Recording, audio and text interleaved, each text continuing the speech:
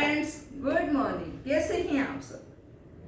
देखिए, आज मैं बात करने जा रही हूँ। आज का जो टॉपिक है वो है थायराइड।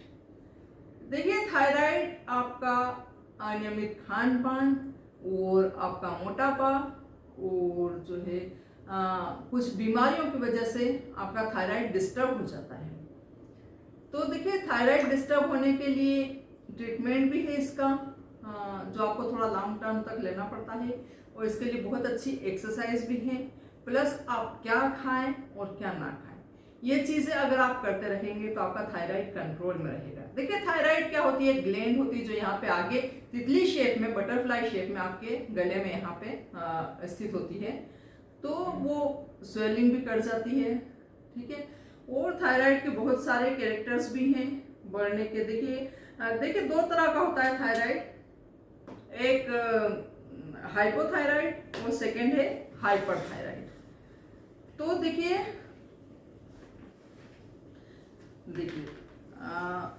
हाइपरथायराइड में जान लीजिए, वैसे अब आज हम बात करने वाले हैं हाइपोथायराइड की, ठीक है। लेकिन अब दोनों में डिफरेंशिएट करना जरूरी है। तो हाइपरथायराइड में क्या होता है, ये ब्लड में T3 और T4 का लेवल जब बढ़ जाता है, आपके ब्लड में, ब्लड सर्कुलेशन में, रक्त संचार में T3 T4 का लेवल जब बढ़ जाता है और TSH का लेवल जब कम हो जाता है तो आपको हाइपरथायराइड होता है, ठीक है फ्रेंड्स।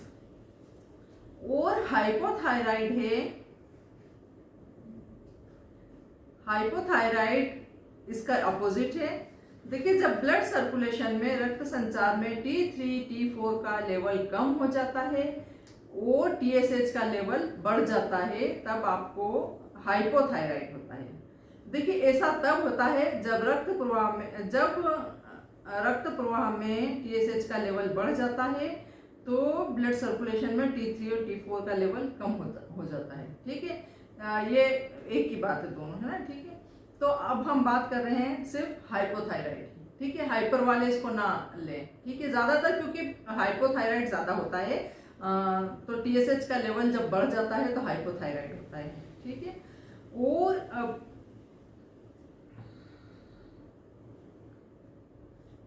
और ये क्या कब होता है? थायराइड ग्लैंड के इनएक्टिव होने पे, मतलब वो इनएक्टिव हो जाती है, प्रभाव उसका कम हो जाता है, इनएक्टिव या कम सक्रिय होने का संकेत देता है, ठीक है। थायराइड ग्लैंड मतलब आपका वर्क नहीं कर रही है, तभी TSH का लेवल बढ़ रहा है और T4 T3 का लेवल कम हो रहा है। अब इसके बहुत सारे लक्षण आपको प्रकट होते हैं, उससे आप पता लगा सकते हैं कि मुझे थायराइड है। तो उसके लिए होता है, आपका वजन एकदम से बढ़ने लगता है, एकदम से आप मोटे होने लगते हैं, आपको थकान रहने लगती है, आपको कॉन्स्टिपेशन रहने लगता है, आपको सुस्ती बनी रहती है हमेशा, और आपकी स्किन ड्राई होने लगती है, याददाश्त कम होने लगती है, और दिमाग से जुड़ी बहुत सारी आपको प्रॉब्लम्स होने लगती हैं, ठीक है। तंद्रा भंग होती है आपकी, बार बार आप चौंक के चमक के उठते हैं, या उसमें मतलब कोई चीज सोच रहे हो एकदम से घबरा जाते, डर जाते, वो भी इसका एक कैरेक्टर है। तो अब देखिए, हम ये अपन ने इसके कैरेक्टर जान लिए। अब T3 और T4 की नॉर्मल रेंज क्या है? T3 की नॉर्मल रेंज है 100 से 200 NGDL, ठीक है। ये इसकी इकाई है, इसकी यूनिट है NGDL। तो T3 की नॉर्मल रेंज है 100 से 200। अब आपको इससे ज्यादा भी नहीं होना चाहिए, इससे कम भी नहीं होना चाहिए, इसके बीच में होना चाहिए। और T4 की नॉर्मल रेंज है 5 से 12 तक। अब इसकी यूनिट है, इकाई है MUGDL, म्यू यानी माइक्रोग्राम, ठीक है। तो 5 से 5.0 से लेके 12.0 माइक्रोग्राम होना चाहिए T4 की रेंज, ठीक है, T4 की नॉर्मल रेंज। अब इससे अगर ज्यादा बढ़ गया है तो भी आपके लिए प्रॉब्लम है, कम है तो भी थायराइड के लिए प्रॉब्लम है, ठीक है। अब TSH मतलब होता है थायराइड स्टिमुलेटिंग हार्मोन, ठीक है, इसका एक फुल फॉर्म है TSH का। अब देखिए, इसमें आप क्या खाएं और क्या नहीं खाएं, ये चीजें जान लीजिए। देखिए, मैं इसके लिए एक्सरसाइज भी बताने वाली हूँ, थोड़ी सी लेंथी वीडियो हो जाएगी, लेकिन पहले आपको इसके लिए मोटे मोटे तौर पे इसके बारे में जानना बहुत ज्यादा जरूरी है, इसलिए मैं ये आपको बता रही हूँ। तो देखिए, इसमें आप क्या खाएं। देखिए, आपको रेड मीट पूरी तरह से अवॉइड कर देना है, क्योंकि कोलेस्ट्रॉल इसके लिए बहुत ज्यादा उत्तरदायी होता है। कोलेस्ट्रॉल अगर आपका घटता बढ़ता है तो उससे ये बहुत ज़्यादा थायराइड ग्लैंड इफेक्टिव होती है। तो देखिए रेड मीट आपको नहीं खाना है, क्योंकि इससे कोलेस्ट्रॉल बढ़ता है, और कोलेस्ट्रॉल बढ़ने से आपका वजन भी बढ़ता है, मोटे भी होते हैं, क्योंकि आप पहले ही थायराइड की वजह से मोटे हो रहे हैं, और कोलेस्ट्रॉल बढ़ेगा तो आप और ज़्यादा फैटी हो जाएंगे। तो ये ध्यान रखें, ठीक है। अब इसके बजाय आप क्या खा सकते हैं, फिश खाइए आप। देखिए समुद्री जीव जितने भी होते हैं वो सारे आप खा सकते हैं। समुद्री शैवाल खा सकते हैं आप, ये सारी चीज़ें आप खा सकते हैं। और चिकन आप खा सकते हैं, अगर आपको मीट खाने का शौक है तो चिकन खा सकते हैं। और देखिए ऐसी चीजें खाएं जिसमें आयोडीन बहुत अधिक मात्रा में हो, क्योंकि आयोडीन की मात्रा ही थायराइड की एक्टिवनेस को प्रभावित करती है, ठीक है। आयोडीन वाली चीजें खाएं। अब आयोडीन किस किस में होता है, समुद्री जीवों में होता है, फिश में होता है, और समुद्र से जुड़े हुए शैवाल वगैरह, एल्गी, फंजाई, इन सब में आपको आयोडीन की बहुत अच्छी मात्रा मिल सकती है। तो ये चीजें खाएं। और कॉपर और आयरन से युक्त आहार भी थायराइड में काफी फायदेमंद माना जाता है। कॉपर और आयरन मतलब ferric acid, ferrous sulphate, iron, लोह तत्व जिसमें है, वो चीजें भी आपको खाना चाहिए, वो भी काफी लाभदायक है। आयरन के लिए सबसे पहले आपके माइंड में आता है पालक और टमाटर, ठीक है, बहुत अच्छा है। सब्जियों में यही आपको खाना चाहिए। आप छिलके वाली मूंग खा सकते हैं, छिलके वाले खड़े मूंग जो आते हैं वो आप खा सकते हैं। कॉपर के लिए आप क्या लेंगे, काजू, बादाम और सूरजमुखी के बीज, इन तीनों में कॉपर बहुत आयत में होता है, तो आप ये तीनों चीजें यूज कर सकते हैं। काजू बादाम बहुत अच्छी है, कैसे भी खाइए आप, रोस्टेड खाइए चाहे प्लेन खाइए, और सूरजमुखी के बीज उसमें ऐड कर लीजिए, वो भी खाइए, उसमें भी कॉपर प्रचुर मात्रा में पाया जाता है, ठीक है। और आयरन के लिए मैंने बताया आपको पालक, टमाटर, हरी पत्तेदार सब्जियां जितनी भी, उन सब में आयरन पाया जाता है, लेकिन मैक्सिमम आयरन अगर चाहिए तो पालक में पाया जाता है। और पालक के साथ आपको टमाटर खाना जरूरी होता है। बॉडी उसका कैल्शियम, उसका आयरन, उसका विटामिन डी जब ही बॉडी को मिलता है तब उसके साथ टमाटर खाया जाए, ठीक है, ये भी ध्यान रखिए। विटामिन सी उसके साथ खाना बहुत ज्यादा जरूरी है पालक के साथ, तब बॉडी उसकी सारी चीजें एब्जॉर्ब कर पाती है बॉडी, ठीक है। अब ये हो गया आपके खाने पीने की चीजें, क्या खाएं क्या ना खाएं। अब जीवन शैली, आपकी लाइफ स्टाइल कैसी रहेगी इसमें, अगर आपको थायराइड है तो रोजाना आधा से 1 घंटा आपको एक्सरसाइज करनी ही करनी है, ठीक है। एक्सरसाइज करने से बहुत ज्यादा आपको रिलीफ मिलता है, आपका थायराइड ग्लैंड अच्छे से वर्क करती है, आपका थायरॉक्सिन का स्राव जिसे कहते हैं वो उतना ही होता है जितना आपकी बॉडी को जरूरत हो, ठीक है। तो देखिए एक्सरसाइज में आप पैदल चलना सबसे अच्छा है, वॉकिंग, इसमें आप आधा से 1 घंटा आप पैदल चलिए, जैसे भी हो, जिस तरह से भी हो, कभी भी हो, आपको पैदल चलना बहुत जरूरी है। और देखिए योगासन में बहुत सारे आते हैं, मैं आपको इजी 2-3 बता दूंगी करके, अभी ये वीडियो बनाने के बाद मैं आपको एक्सरसाइज भी बताऊंगी इसके लिए। तो देखिए मत्स्यासन है, हलासन है, भुजंगासन है, और भी बहुत सारे हैं, बहुत सारे योगासन है। मतलब योगासन का तो ये है कि आप सभी तरह के कर सकते हैं योगासन इसमें। और देखिए प्राणायाम में इसके लिए 2-3 प्राणायाम बनते हैं, उज्जयी प्राणायाम है और कपालभाति, ये दोनों इसमें बेस्ट है। कपालभाति आप जानते हैं ऐसे नाक से निकालते हैं, उज्जयी में आपको प्रोसेस करके बता दूंगी क्योंकि वो थोड़ा सा टफ है, एकदम से समझ में नहीं आता। उसमें गले की जो है ग्लैंड्स वो इफेक्ट करती हैं, और थायराइड ग्लैंड आपकी गले में ही स्थित होती है। तो वो जब प्राणायाम से या एक्सरसाइज से संकुचित होती है, फैलती है, संकुचित होती है, फैलती है, तो उसकी वजह से आपका थायराइड ग्लैंड इफेक्ट होती है, और वो उसका सीक्रेशन जो है थायरॉक्सिन हार्मोन का सीक्रेशन लेवल में करती है जितना आपकी बॉडी को जरूरत होती है, ठीक है। अब देखिए इसके साइड इफेक्ट्स वो कम करती है, मतलब ये जो है साइड इफेक्ट्स तो मैंने आपको बता दिए है ना, ठीक है। पहले मोटा होना और ये सारे मैंने बता दिए ना, हाँ बता दिए। वजन बढ़ना, थकान, कॉन्स्टिपेशन रहना, ड्राई स्किन, सुस्ती, याददाश्त और दिमाग से जुड़ी हुई सारी प्रॉब्लम्स, ठीक है, ये इसके साइड इफेक्ट्स हैं, लक्षण है, कैरेक्टर्स हैं। अब देखिए हाइपोथायराइडिज्म वालों को हल्के एरोबिक व्यायाम जैसे चलना, तैराकी और जॉगिंग ये तो करते ही रहना चाहिए। अगर आप योगासन किसी दिन नहीं भी कर पाए, एक्सरसाइज नहीं कर पाए, तो आपको पैदल चलना बेस्ट है। देखिए तैराकी हर एक नहीं कर सकता, चलना और जॉगिंग ये दोनों चीज़ें हर एक इंसान कर सकता है, तो ये बहुत अच्छी बेस्ट है। चलना देखिए मैंने आपको बता रखा है, हर बार बताती हूँ, हर वीडियो में बताती हूँ। अगर आप 30 मिनट का लेके चल रहे हैं टाइम चलने के लिए, वॉक के लिए, तो आप 10 मिनट स्लो चलिए, फिर 10 मिनट फास्ट चलिए, फिर 10 मिनट वापस स्लो चलिए। ये चलने का क्रम होना चाहिए, ठीक है। और जॉगिंग धीरे धीरे से वार्म अप करना, धीरे धीरे से जब आप धीरे धीरे से उछलते हैं ऐसे ऐसे ऐसे जॉगिंग, उसे कहते हैं कदम ताल, वो भी मैं वीडियोस में बताती रहती हूँ आपको। और ये जो आप एक्सरसाइज करेंगे उसके पहले जॉगिंग करना बहुत ज़्यादा ज़रूरी है, कदम ताल करना बहुत ज़्यादा ज़रूरी, क्योंकि बॉडी को गर्म करना, हीट अप करना बहुत ज़्यादा ज़रूरी होता है एक्सरसाइज करने से पहले, नहीं तो आपके कहीं भी झटका आ सकता है, खिंचाव आ सकता है, तो ये चीज़ भी ध्यान रखिए। अब देखिए इसके लिए चीनी और नमक तो आपको पूरी तरह से बंद कर ही देना चाहिए, बल्कि चीनी और नमक तो किसी को भी नहीं खाना चाहिए। व्हाइट सॉल्ट आप खाइए, सेंधा नमक आप खाइए, ब्लैक साल्ट आप खाइए, पिंक साल्ट, लेकिन आप ये जो व्हाइट साल्ट आ रहा है बाजार में, ये पूरी तरह से बंद कर दीजिए।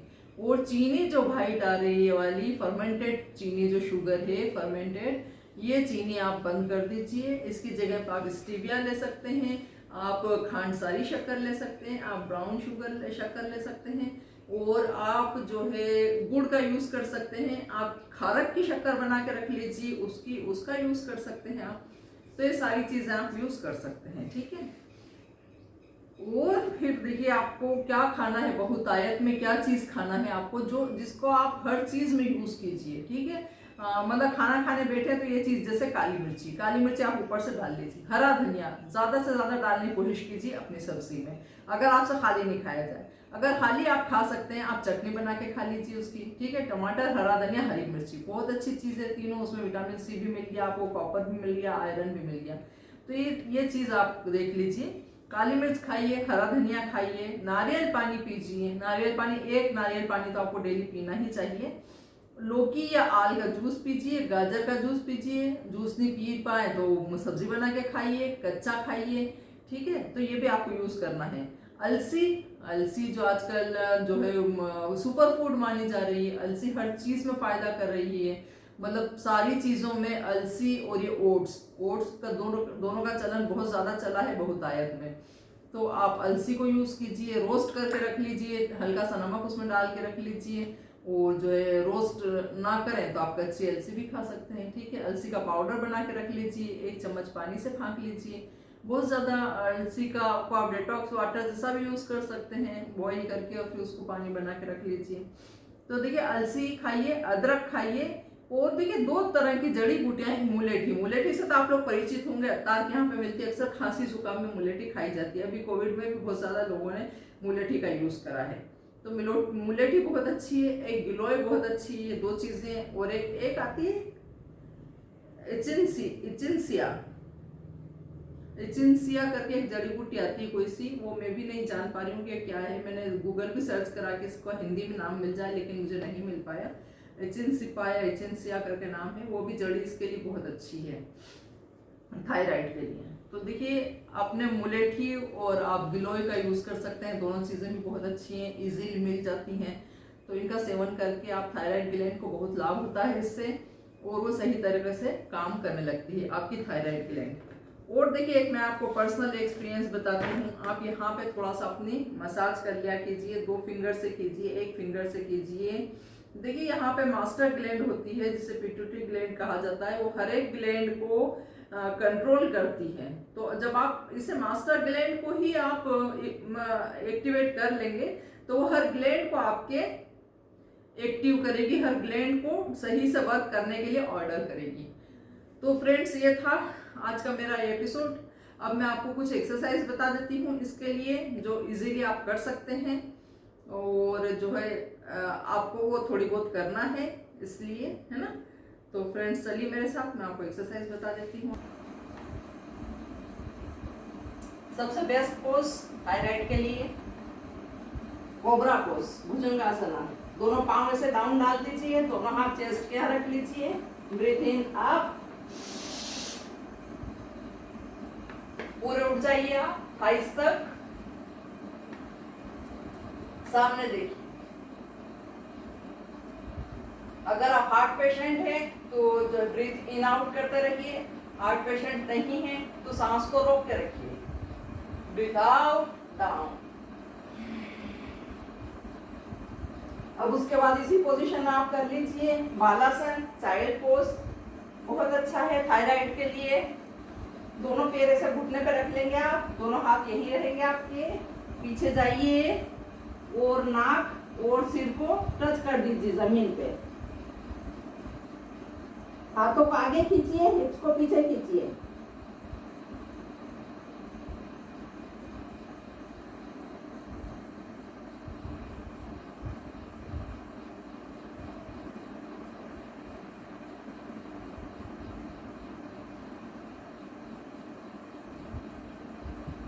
कम से कम 1 मिनट स्टे कीजिए। अब इसी में कर लीजिए कैट काउ पोज। देखिए सारे उल्टा लेट के है ये, फिर मैं आपको सीधे लेट के बताऊंगी कुछ आसान इजी योगासन जो आपके थायराइड को कंट्रोल करेंगे, चाहे आपको कोई सा भी थायराइड हो। देखिए ब्रीथ इन करेंगे, ऊपर जाएंगे, ब्रीथ इन अप, पीठ ऊपर निकालेंगे और हेड डाउन करेंगे। अब ब्रीथ आउट करते हुए पीठ को नीचे ले आएंगे और सर को ऊपर ले जाएंगे। Breathe out. देखिए पोजीशन रहेगी आपकी, पीठ नीचे, हिप्स और कंधे आपके शोल्डर ऊपर रहेंगे और सर भी ऊपर रहेगा। फिर ब्रीथ इन कीजिए और पीठ को आपको ऊपर उठाना है, कमर को, बैक को।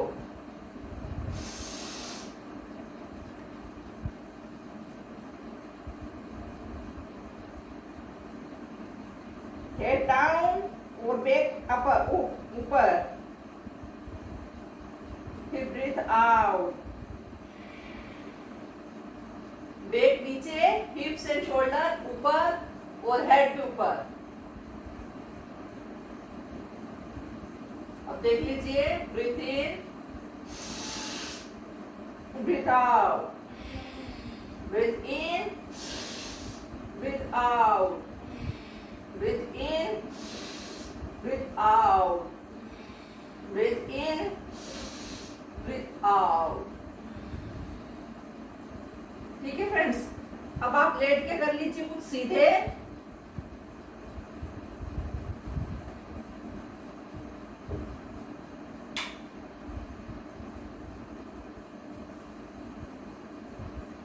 देखिए लेटने में एक तो आपको ब्रिज पोज करना है। देखिए इसमें आपसे जितना उठा जाए इतना उठिएगा। दोनों हाथ आपके यहाँ टच कर लीजिए एड़ी पे, नीचे खिसक खिसक के, और बॉडी को अप करने की कोशिश कीजिए। देखिए ऐसे, देखिए आपसे जितना उठा जाए इतना ठीक है। आपको सिर्फ गर्दन को स्टिमुलेट करना है। इसको आपको खोलना बंद करना होना चाहिए। देखिए अब इसमें ऐसी हो रही गर्दन पास में, किसी में पीछे हो रही, ऐसे ऐसी एक्सरसाइज आपको करना है। तो ये देखिए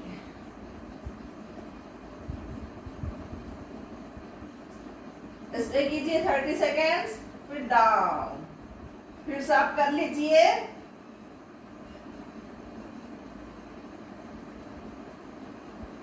फिर डाउन, फिर अप, फिर डाउन। ओके फ्रेंड्स, अब आप सीधे लेट जाइए। अब आपको दोनों हाथों को यहाँ टच करना है नीचे, और आपको अपर बॉडी को थोड़ा सा ऊपर उठाना है। देखिए कैसे, देखिए ऐसे उठना है और हेड को आपको डाउन करना है। आपको सिर्फ चेस्ट ऊपर करना है, उठाना है और हेड डाउन करना है। पहले अपन ने ये पोर्शन उठाया था, अब आपको ये वाला पोर्शन उठाना है। ठीक है, इसमें भी आप 30 सेकेंड स्टे कर लीजिए। अब उसके बाद आप करेंगे नेक्स्ट, दीवार से लग जाइए।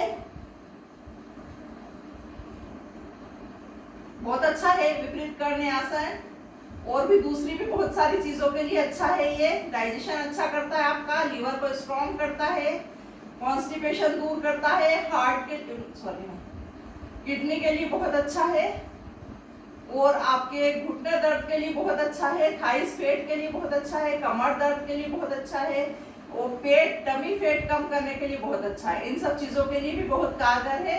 बस इसको हार्ट पेशेंट ना करें। हार्ट पेशेंट पैरों को ऊपर उठाने वाली एक्सरसाइज नहीं करते हैं, ठीक है। अब इसमें देखिए थोड़ा सा और ऊपर उठ जाइए आप, वॉल का सपोर्ट लेके, ये देखिए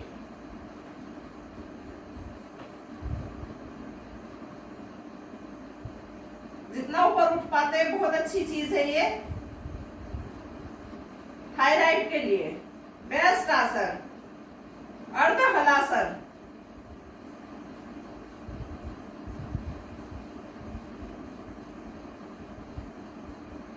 नीचे आ जाइए, फिर 30 सेकेंड के लिए जाइए ऊपर, स्टे कीजिए, अपने हाथों को हिप को सपोर्ट दे दीजिए हाथों से। 30 सेकेंड से स्टे,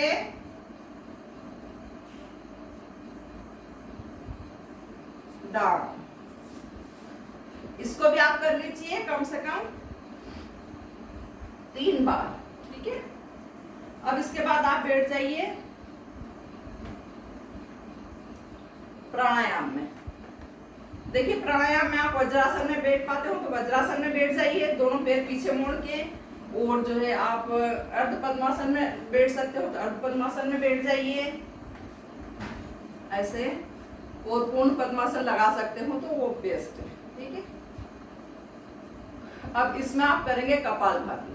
देखिए 2 प्राणायाम बनते हैं थायराइड के लिए, कपालभाति और उज्जयी, ठीक है। वैसे आप सारे प्राणायाम कर सकते हैं, लेकिन इस चीज के लिए, इस बीमारी के लिए 2 प्राणायाम बेस्ट हैं।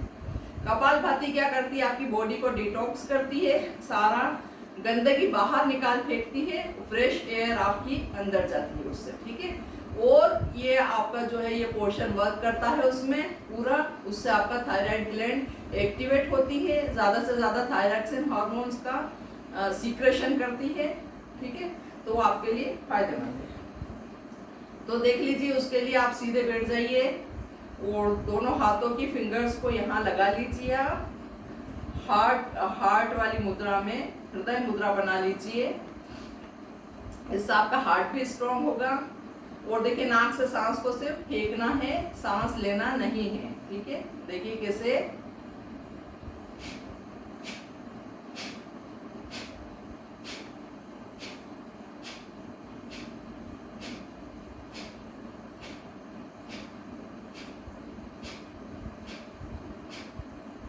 देखिए आपको कुछ नहीं करना है, ना पेट हिलाना है, ना चेस्ट हिलाना, कुछ भी नहीं करना। आपको सिर्फ नाक से सांस फेंकना है, उसी पे फोकस करना है, ठीक है।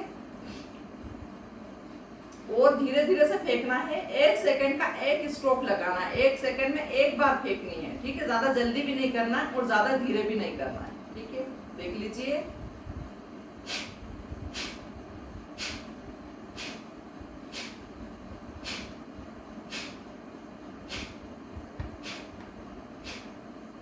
तो ये हुई कपालभाति। अब इसके लिए एक और होती है उज्जयी। देखिए उज्जयी प्राणायाम में क्या होता है, इसमें जैसे आप बलगम को बाहर निकालते हैं, ऐसे इसकी अपने को अपोजिट करना है। जब आप बलगम को बाहर फेंकते हैं तो बाहर सांस फेंकते हैं, अपने को इसके अपोजिट अंदर सांस लेनी है, ठीक है। देख लीजिए कैसे। देखिए मेरी भी इसकी प्रैक्टिस छूटी हुई है, मुझसे नहीं होगा, बाकी आप लोग कोशिश करेंगे तो हो जाएगा। आप YouTube पे इसके अलग से वीडियो देख सकते हैं, या में कोई पुरानी वीडियो मेरी होगी 2 साल पुरानी, जब मैं बहुत अच्छे से कर लेती थी तब की होगी, तो मैं वो आपको इसमें लिंक शेयर कर दूंगी, ठीक है। देखिए दोनों हाथों को यहाँ रख लीजिए और देखिए ऐसे लेते हैं,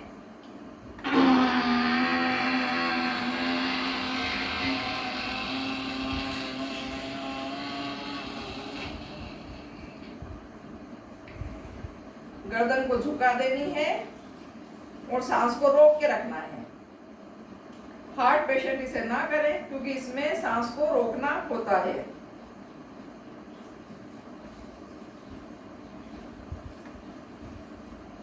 अब लेफ्ट साइड से आप आउट कर दीजिए। फिर देखिए इनहेल कीजिए थोड़ा सा झुक के,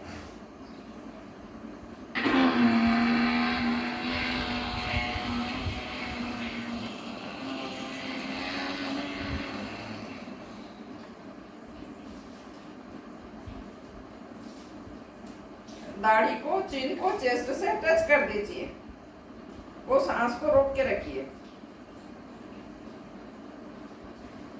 30 सेकेंड्स के बाद लेफ्ट साइड से, लेफ्ट नोस्ट्रिल से एक्सेल कर दीजिए। एक बार और देख लीजिए।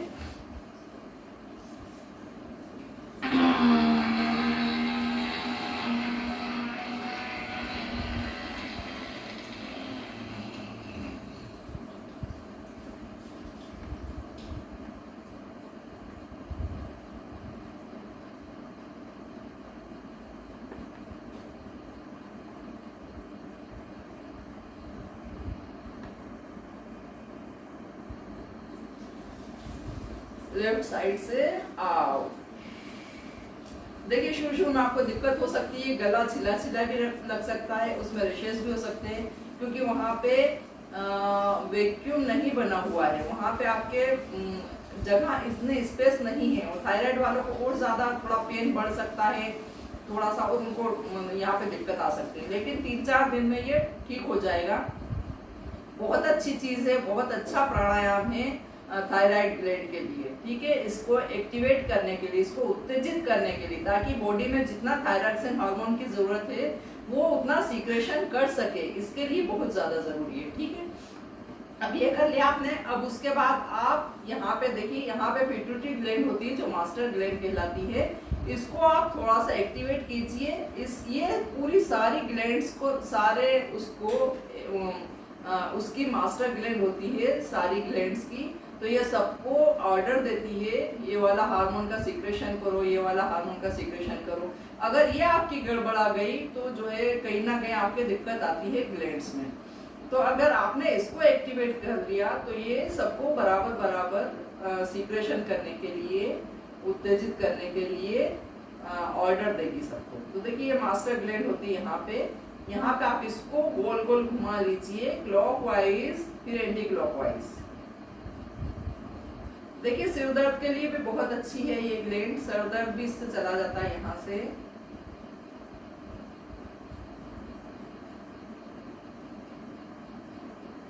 देखिए इसका धर्म में, धार्मिक भी बहुत ज्यादा इंपॉर्टेंस है इसकी, जो है रिलीजन से भी इसका बहुत ज्यादा वो है कनेक्शन। मुस्लिम लोग जब नमाज में सजदा करते हैं तो यही चीज वहां पे उनकी टच होती है, क्योंकि इसको मतलब हर धर्म में बताया है कि इसको टच करना है। इसको चाहे आप जमीन से टच करो, चाहे हाथ से टच करो।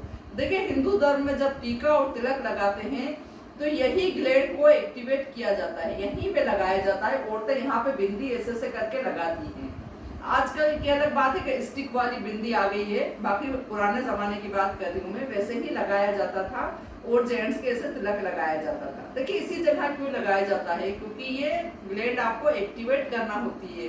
ये हर धर्म में भी सिखाया गया है कि इसको एक्टिवेट करना है।